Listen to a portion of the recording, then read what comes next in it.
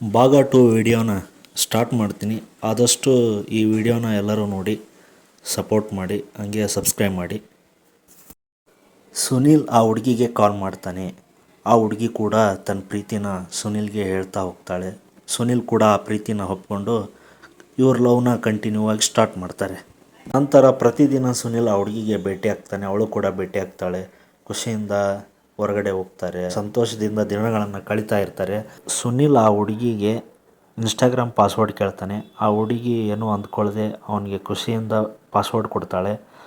ಹಂಗೆ 2 ವರ್ಷಗಳ ಕಾಲ ನಡೆಯುತ್ತೆ, ಎಲ್ಲ ಚೆನ್ನಾಗಿರ್ತಾರೆ ಇಬ್ಬರು ಕೂಡ. ಅದೊಂದು ದಿನ ಸುನೀಲ್ ಆ ಹುಡುಗಿ ಮೇಲೆ ಇಟ್ಟಿರೋ ಪ್ರೀತಿ ಕಾಳಜಿ ಎಲ್ಲ ತೋರಿಸೋದು ಕಡಿಮೆ ಮಾಡ್ತಾನೆ. ಆ ಹುಡುಗಿ ಯಾಕೆ ಹಿಂಗೆ ಮಾಡ್ತಾ ಇದ್ದಾನೆ ಅಂತ ಅವನಿಗೆ ಕಾಲ್ ಮಾಡಿಬಿಟ್ಟು ಪಾರ್ಕಿಗೆ ಬರೋಕ್ಕೆ ಹೇಳ್ತಾಳೆ. ಪಾರ್ಕ್ನಲ್ಲಿ ಕುಂತು ಮಾತಾಡ್ತಾರೆ.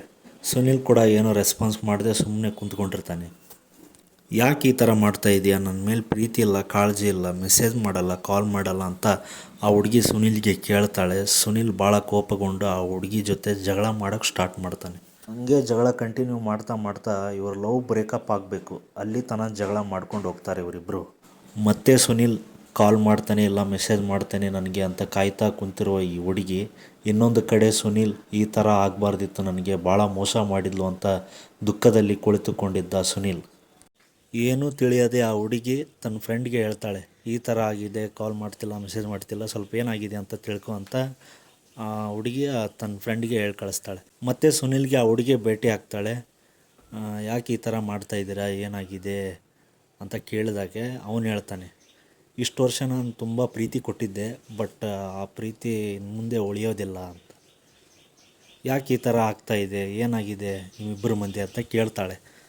ಇನ್ನೊಬ್ಬನ ಜೊತೆ ಮೆಸೇಜ್ ಮಾಡೋದು, ನನ್ನ ಜೊತೆ ಸುತ್ತಾಡೋದು, ಈ ಥರ ಅಂದರೆ ನನಗಾಗಲ್ಲ. ಯಾಕಂದರೆ ಲವ್ ಅಂದಮೇಲೆ ಒಬ್ಬನೇ ಇರಬೇಕು, ಅದು ಏನಾದರೂ ಆಗಲಿ ಒಬ್ಬನೇ ಇರಬೇಕು. ಸ್ವಲ್ಪ ದಿನ ಅಬ್ಸರ್ವ್ ಮಾಡಿದ್ದೆ ಏನೋ ಚೇಂಜಸ್ ಆಗ್ಬೋದು ಅಂತ, ಬಟ್ ಅವಳಿಗೆ ಆಗ್ತಾಯಿಲ್ಲ.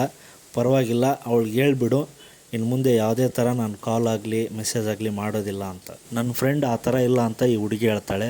ಬಟ್ ಅವನು ನಿನಗೆ ಪ್ರೂಫ್ ಬೇಕು ತಾನೆ ಅಂತಂದೇಳಿ ಅವ್ನ ಫೋನ್ನ ತೋರಿಸ್ತಾನೆ. ಅವನ ಜೊತೆ ಮೆಸೇಜ್ ಮಾಡಿರೋದು ಫೋಟೋಸ್ ಎಲ್ಲ ಆ ಹುಡುಗಿಗೆ ತೋರಿಸಿ ಈ ಥರ ಇದೆ ಅಂತಂದು ಹೇಳ್ತಾನೆ. ಮತ್ತು ಆ ಹುಡುಗಿ ನಂಬೋಕ್ಕಾಗ್ತಾ ಇಲ್ಲ, ಹಂಗೆ ಹಿಂಗೆ ಅಂತಂದು ಅಲ್ಲಿಗೆ ಎಂಡ್ ಮಾಡಿಬಿಡ್ತಾರೆ ಇವರು. ಆ ಹುಡುಗಿ ಮುಂದೆ ತುಂಬ ಸುನೀಲ್ ಹತ್ತು ಭಾವುಕನಾಗ್ತಾನೆ. ಮತ್ತು ಏನು ಮಾಡಬೇಕಂತ ತಿಳಿಯದೆ ಸುಮ್ಮನೆ ಅಲ್ಲಿಂದ ಹೊರಟೋಗ್ಬಿಡ್ತಾನೆ.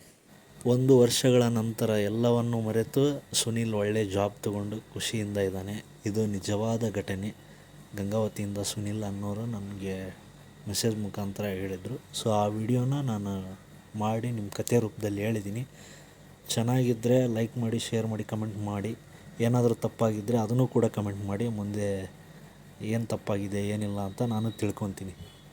ಪ್ಲೀಸ್ ಸಪೋರ್ಟ್ ಮಾಡಿ, ಸಬ್ಸ್ಕ್ರೈಬ್ ಮಾಡಿ.